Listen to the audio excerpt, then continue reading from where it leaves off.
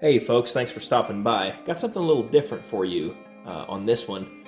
I'm going to be making my own sort of a paste wax or board butter for cutting boards. I've bought this from the store up until this point, but I wanted to try and do it on my own, and it's a lot cheaper to do it this way, and I think that I can make it almost a paste wax style consistency so that I can use it on other things as well. Now, this won't be a super durable finish for things that are going to get handled all the time, but if it's a piece of art or, say even a cutting board, something that you can easily refinish, then I think this is going to be a really good all-natural sort of a paste wax finish. So what I'm going to start off with is basically a double boiler. I have a pot that I picked up from Goodwill for $3 and another pot that I picked up from Goodwill for $1.75. So all in for my double boiler here, I've got about $5. So that's not too bad. One-time investment up front. Next thing I have is some yellow beeswax. The color doesn't matter quite as much. As you can see here, I have a pound of the little pellets, and I'm going to be using the little pellets so that they'll melt just a little bit faster than the big blocks of beeswax, even though the big blocks are a little bit more economical. The oil I'll be using is a food-grade mineral oil. You can get these pretty much at any pharmacy. It is a laxative, so even though it's food safe, I wouldn't be drinking a lot of it. Conversely, I also keep the big jugs of mineral oil on hand in my shop, but for this particular example, I'm just going to be using the little guy. I use this for like a cutting board bath that I have in my shop. It's just a kind of a thin piece of Tupperware that I can completely submerge cutting boards in. But for now, we'll just be going with the little guy. So the order of operations is going to be to heat the oil up in the double boiler, and then I'll add my wax, and I'll tell you about the ratios when we get there. All right, so I have my water just below boiling. It had started to bubble and froth, and so I just cut the heat down a little bit to a simmer. I've let my little pot here start to heat up. While it does that, there is one other thing you'll need, and that is a measuring cup or a vessel to measure your things out. This is just an old janky plastic measuring cup that I poured a hot liquid into once upon a time. So the ratio that I'm going to be going with is a 2-to-1. I'm going to be doing 2 parts mineral oil to 1 part beeswax. So these are 16-ounce containers. So I will be starting off with a full cup mineral oil to a half a cup of beeswax. So I'm going to go ahead and add my mineral oil here, and you can see it's pretty thick stuff. And I'll give that a few minutes and let it come on up to temperature, and I'll be back with you. All right, so excuse the simmering if you can hear it. The water's still got a little simmer going on, but as you can see here, maybe you can't quite make that out. I have about a half a cup of these beeswax pellets, and our oil's coming on up to temperature. So I'll just add them in. I think I probably should have gotten a spoon. Be right back with you. Live and learn, right? We'll just spoon these out.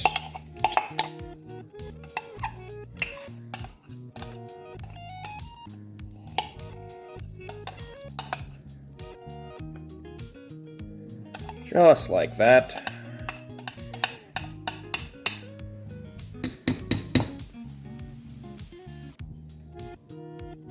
And I'll just give it some time for those to melt.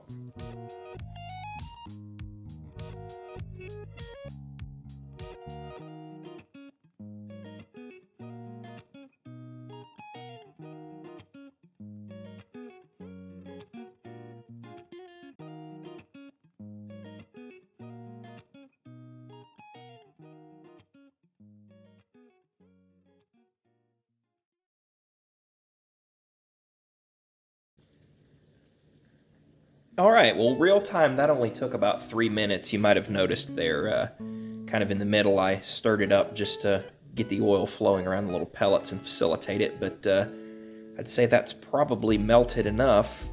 I gave it just another probably 30 seconds on the heat to let everything kind of mix together good as far as the oil and the wax, and definitely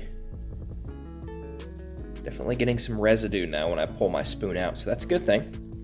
So now it's time to transfer it to our containers. I'm going to be using this canning jar, and because this is an experiment, I will write 2 to 1 on the top of the lid here so that I can, sorry, I'm getting fogged up, so that I'll know what I've got when I come back to it. All right, well, you might hear that water still simmering in the background. I'm going to try another batch here shortly. But here we go. Let's see how much of this we can get in without spilling.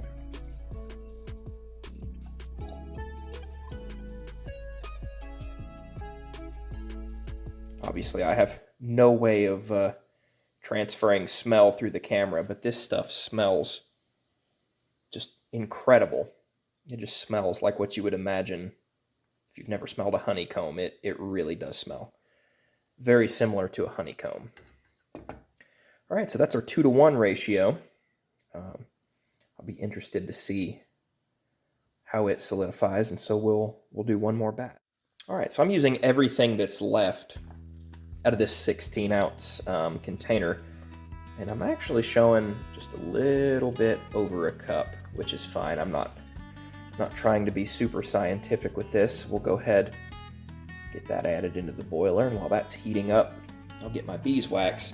What I think I'm going to do now is try and end up with a really firm mixture. So that last one was 2 parts oil to 1 part beeswax. I think this time I'm going to end up doing a 1 to 1. And the beauty about making something too strong is that even if this doesn't work out, I can always come back and add more oil to it. That's no big deal. I could just heat the mixture back up, add some oil, let it homogenize for a little bit, and in theory at least, that would work to thin it out. So I'll give this oil just a few more minutes to heat up and be right back with you. All right, so we are up to temp again. And really all I'm doing with this is bringing it up to where the oil feels much thinner when I dip my finger in it. Now, if you're doing this at home, I do not advise that you dip your finger in hot oil. So use your head, folks. But just a quick dip, I can tell, that it's significantly warmer than it was. Again, I'm not being scientific. I'm not using a thermometer. I'm just kind of flying by the seat of my pants here. So let me get these. This is obviously a significantly larger amount of beeswax pellets. So I'm going to guess it will take it a little bit more time to melt all of that. I know it will.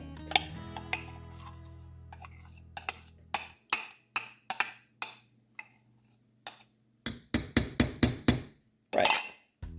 So there's that. And in the meantime, I'll show you one other change to this. Rather than using another small canning jar or mason jar, I'm going to be using this, I guess this is a quart paint can that I got from the big box store. And the reason I want to use a metal container for this one, I don't know how firm this is going to be with it being a 1-to-1 mixture. It might not be too firm, but I wanted something to where if it turns into a puck, basically, instead of a spread, I'll be able to beat on the sides of this thing, and worst case scenario, it's just thin metal.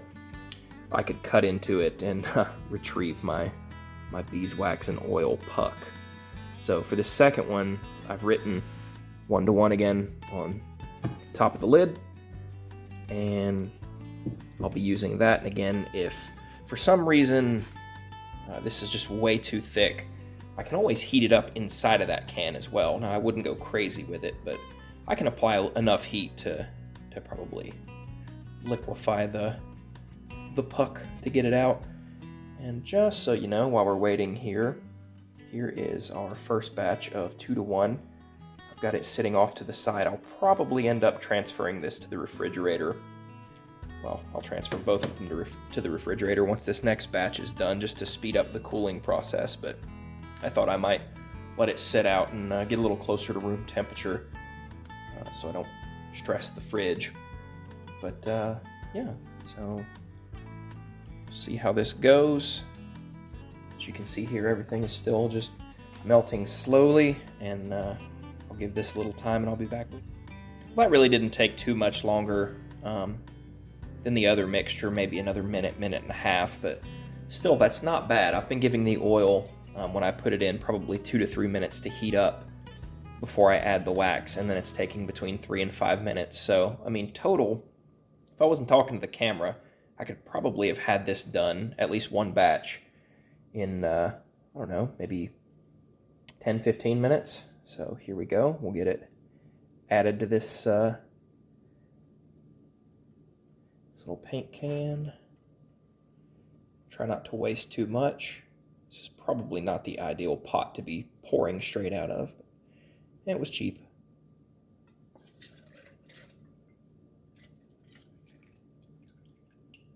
I got a little more waste that time. Actually poured just a little too fast, but there we have it. Let's see if I can get you loose. There we go. Can't really see color in there, but I'll just clean that lid off, and I'll get these guys in the fridge once they cool down a bit, and be back with you here in a while and see what everything looks like. So it's been about an hour and a half since I poured them. They've been in the fridge to cool, and then I brought them out to let them kind of sit at room temperature, and you can see I've been kind of playing with them a little bit, and I learned my lesson in that I was just sticking my bare finger in there, and I tell you what, this beeswax mix is really tough to get off of your fingers. So this will be the first one. It's our 2-to-1 ratio, and I'm just gonna dip a paper towel in it and smear it on this. This is just a cutting board that honestly needs to be sanded or planed back down, but I'm gonna see how easy it is to both get the finish out of the container and how well it spreads. So here we go.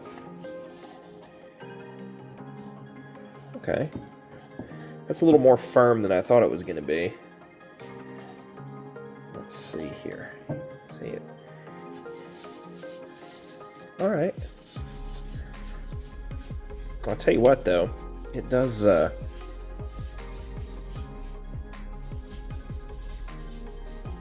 spread really, really easily. So even though it's a little more firm than I would have initially thought, I think the thing to do with that would be maybe let it set for 10 or 15 minutes and then come back with another paper towel and buff it off. So, okay, that behaves like a soft wax would, I suppose. Yes, this is me buffing it without giving it any time for the oil to soak in, and you can see that that definitely shined up that little section. So that's pretty good. So here comes the 1-to-1.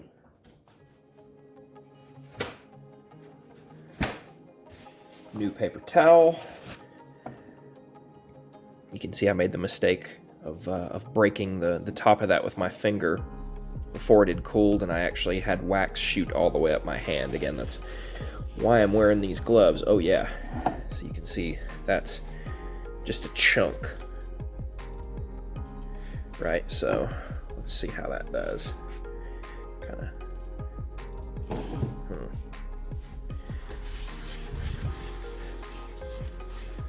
Okay, so that is much, much waxier. Yeah, wow, that's tough stuff. I don't know if that's coming through on camera, but it's hard. I'm actually taking these chips back off and dropping them into my container.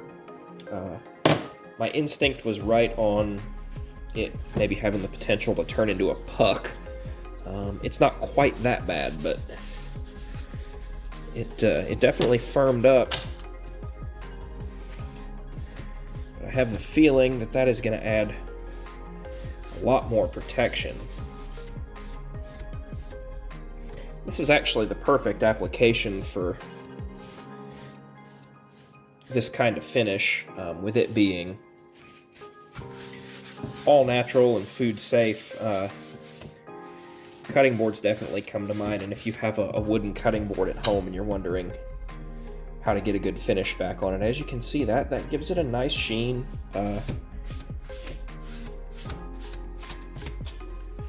The only step that I failed to do is I would obviously have sanded or hand planed all these scratches down and got back to a fresh wood surface. But yeah, in the future, I think maybe using that 2-to-1 ratio would work great, and then coming back in with this hard wax and putting it on after.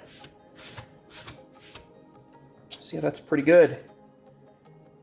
Definitely two different styles. I think I prefer the 2-to-1. I'll probably use it kind of in general use, not just for cutting boards, but for all other sorts of things. And then I'm guessing this more firm stuff, I don't know, I might even use it on my hand planes and chisels to prevent rust. So there's the video. Thanks for stopping by. Thanks for watching. I hope it inspires you to, we weren't in the shop today, but I hope it inspires you to get in your shop or your kitchen or somewhere and create something. Thanks for stopping by. Subscribe if you want to see more.